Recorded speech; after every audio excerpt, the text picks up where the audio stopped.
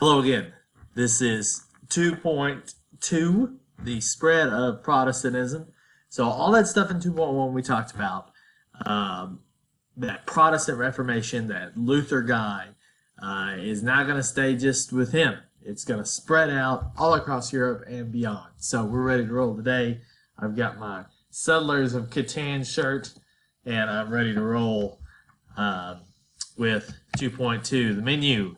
We're going to talk about this thing called Calvinism and how it impacts economic patterns and church-state relations, and maybe a little bit about how it impacts the religious climate in the United States today.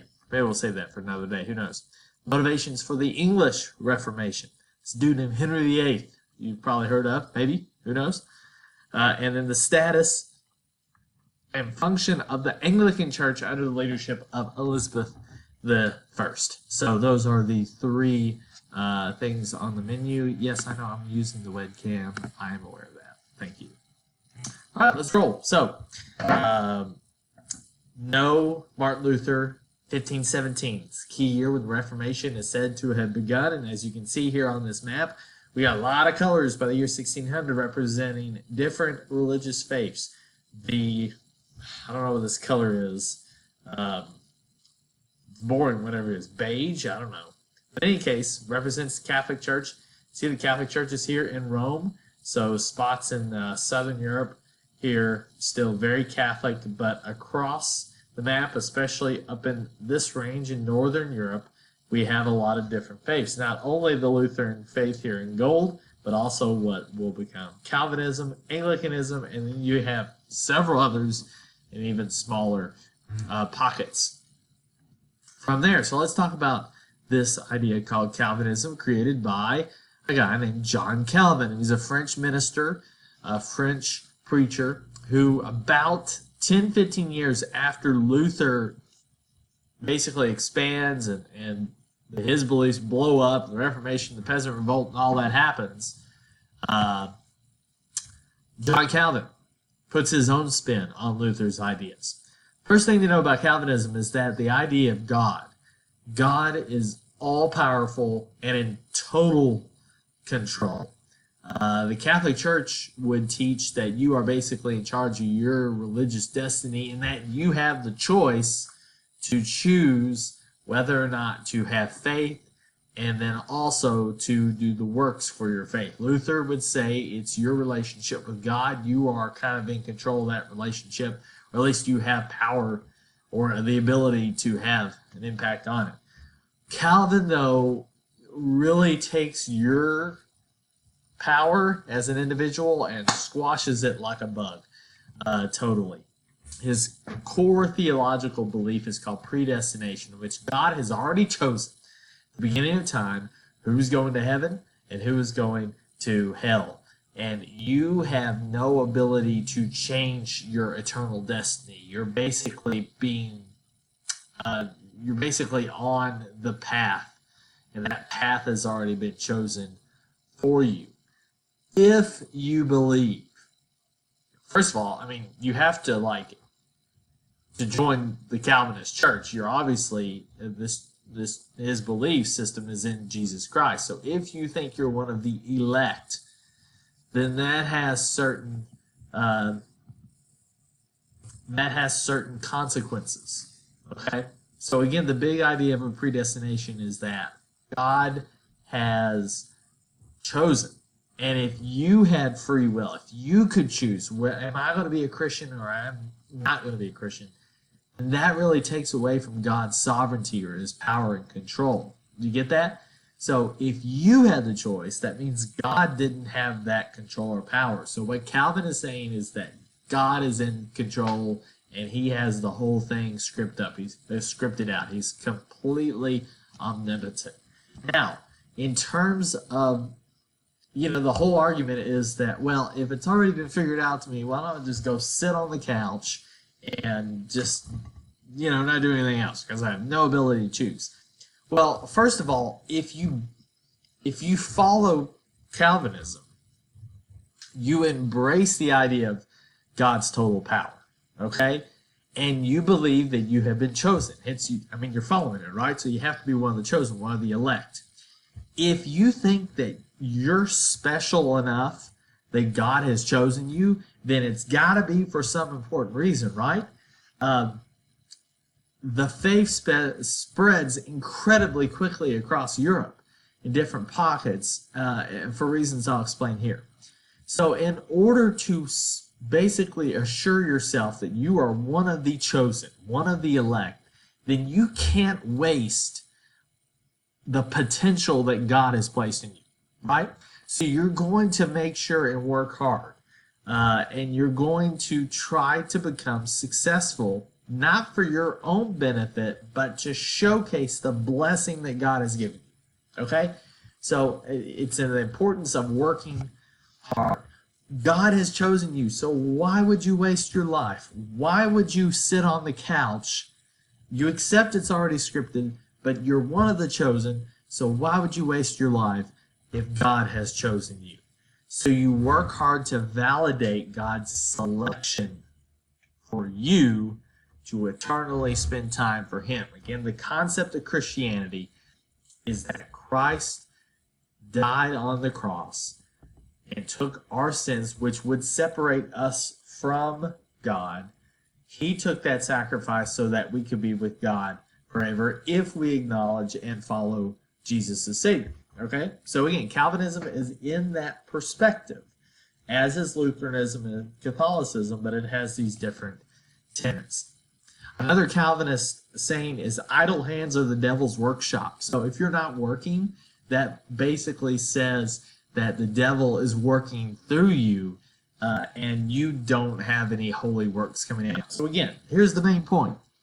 You cannot work your way to your salvation, but your works validate God's choice that you are one of the predestined, one of the elect. And that idea is called the Protestant work ethic. And that motivates a lot of these princes and political rulers to adopt Calvinism, because they know if their people acknowledge that I got to work hard, then the economy in the region is going to blow up and become successful. Again, political leaders manipulating and using religion for their own political and economic gain, it is a common theme throughout this period. Now, Calvin's actually going to take his ideas and establish a theocracy, or a religion based government in the city of Geneva in western Switzerland. And he's invited there by the city's government actually to clean up the mess. And there he's going to put in several rules that's going to allow and force people to keep living on a godly path. So here's the thing. If God is so powerful, then you better be paying attention to Him all the time. So in Geneva, all of these actions, you don't have to write all of them down, but all of these actions are forbidden because they are seen to distract you from focusing your life on God. Again, if God is all-powerful, if He has chosen you to be one of the elect, then you need to be doing things that are pleasing to Him all the time. Now, sure, you can sing hymns, you can dance at, well, I don't know if you dance at all. Usury is a loan, giving out a loan for a huge interest rate, so like charging a big interest rate to somebody. So all these things are basically taking advantage of people or distracting you, and Calvin just basically shuts all of them down. We'll talk more about Geneva as well. So here's a question as well. Who regulates morality now? I mean, who's going to pass the laws to help fashion the way that the people rule? Is the church in its purest form doing that, or is it the state? Is it the government? In this case, for Geneva, it's kind of both. It's the state, it's the government doing it, but it is from a religious theological background, which brings us to this lovely guy, Henry VIII. So this is a completely other story from Calvinism. Calvinism is mostly a continental thing, although in Scotland you see Calvinism grow in the form of what becomes Presbyterianism. That's probably something, a term you recognize. In England, though, we have Henry VIII, a member of the Tudor family. Make a note of that, the Tudor family. Henry VIII is the King of England around the year 1510. 1510, write that number down, 1510. He is a strong Catholic who is married to Catherine of Aragon. And a little bit of, oh, it's a small world after all. She is the daughter of Ferdinand and Isabella, and the aunt of Charles V. So, very tight-knit, these ruling families. Okay, so that's Henry VIII. There's the aunt Charles V, like I said. Now, we have what becomes known as the Great Matter. Right, this is, it's big. Henry VIII needs a son. The reason why is that when Henry VIII dies, if his daughter, at this point, whose name is Mary, if she becomes queen, the threat is some of the up-and-ups or rival noble families in England might try to make a play for the throne. If there's a son, then it's undoubtedly the power is going to be passed to him. The Tudor dynasty continues. So Henry VIII needs a son. Here's the problem. His wife, Catherine, is too old. So he is looking and seeking a divorce. The problem is the Catholic Church does not allow divorces if the marriage has been consummated, which it has. If you don't know what the word consummate means, ask your local health teacher. In any case, that's the problem. Catherine's old, can't have babies anymore. The Pope will not annul or cancel the marriage. So what is Henry to do? His solution? Create a completely new religion.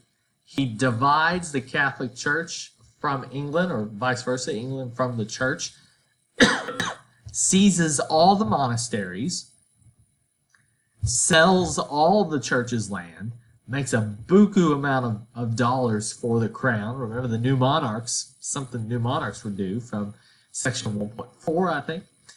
And he creates what's called the Anglican Church. And in this church, conveniently, it will allow divorces and puts the king at the head of the church. Now, the Anglican Church is basically the Catholic Church in doctrine, very, very similar. In America, it's known as the Episcopal Church, which is still around today. But Henry VIII creates this church not for some sort of religious, discovery. He creates it for his own political expediency and convenience because he's a little boy and he's a new wife to make that happen. So Catherine Aragon, this is kind of the story with Henry VIII. This is what people know about him, is that he had not 1, 2, 3, 4, 5, but six wives. Not all of them had a child with him, only the first 3. So here's Catherine Aragon, had daughter Mary, okay? Then you have Anne Boleyn, who becomes basically his, I guess, I don't know how you say it, his girlfriend, in trying to reach the political freedom to be able to divorce. Once he divorces Catherine and obtains a new church, he weds Anne and has a daughter named Elizabeth. Well, doesn't have a son. Elizabeth is a baby girl. Anne Boleyn eventually gets accused of treason and incest, fun, and is executed, and a week later, Henry marries Jane Seymour. Jane Seymour grants the son for Henry VIII. Congratulations, his name's Edward. Okay. Edward then is a sickly child, and maybe part of that is because a week after the birth, Jane Seymour dies. And then you have 3 more wives eventually. You have Anna Cleves, you have Catherine Howard, you have Catherine Parr. We'll tell more stories. It's not really a big deal to know all the names of the wives and the family tree, although we'll kind of go over that in class, kind of simplify things a little bit. But those are the 6 wives. Henry VIII eventually dies, 350 pounds, had gout, just kind of a mess. And when he dies, power goes to his son, Edward. In that process of Henry's reign, he expels the Catholic Church from England. The Act of Supremacy in 1534, the king is declared the official head of the English Church, and all servants of the crown must swear loyalty to the king and the Anglican Church. So think if you're a loyal Catholic in England. Think about how that is such a challenging move, and many people who refused to swear loyalty were executed, including Henry's advisor, Thomas More, who wrote the book Utopia. There's a college in Kentucky named after him. So, like I said, the Anglican Church remains extremely traditional, and the theme continues. Political leaders making religious decisions for their subjects here is yet another example, maybe the best one, of how Henry uses religion to accomplish a political means. Now, remember, I said we had a son named Edward, right? Well, guess what? Edward dies after 7 years on the throne and after continuing on with that Protestant role. But now, with the one son dead, Henry had two other daughters. The older one, Mary, and the younger one, Elizabeth. Well, Mary gets to rule first. And here she, sorry. Oh, that might be just as ugly. Sorry.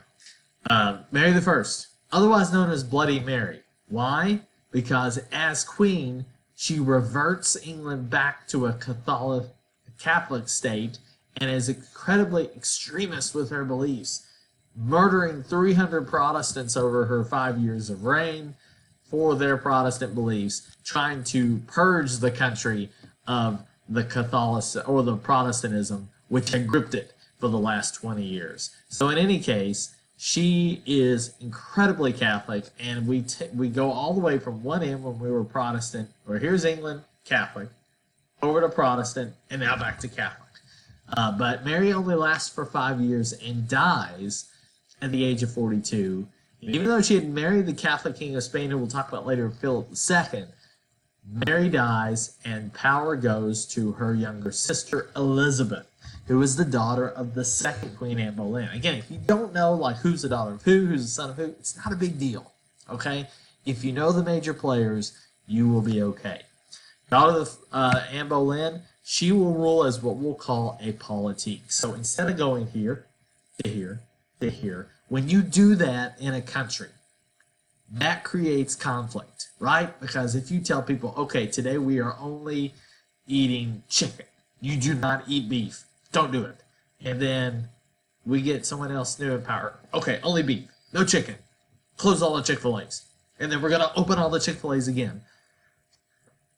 Don't mess with my Chick-fil-A, right? I mean, I'm going to get stressed out. I'm going to punch somebody, okay? It's not going to be good. Well, Elizabeth recognizes if I'm going to keep control, if I'm going to keep power, then I've got to calm tensions.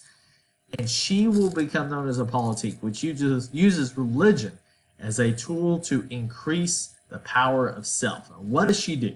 She establishes what's known as the Elizabethan settlement, which seeks a middle ground between Protestants and Catholics in the Anglican Church. This church is going to look Catholic, okay? It's going to be very traditional, very ornate, very fancy. We're going to have robes. We're going to have tradition. We're going to have a liturgy. We're going to basically do it very fancy. However, the service itself will be done in English, which is like the Catholic's Latin-based Mass. Monasteries will remain closed. The clergy can marry.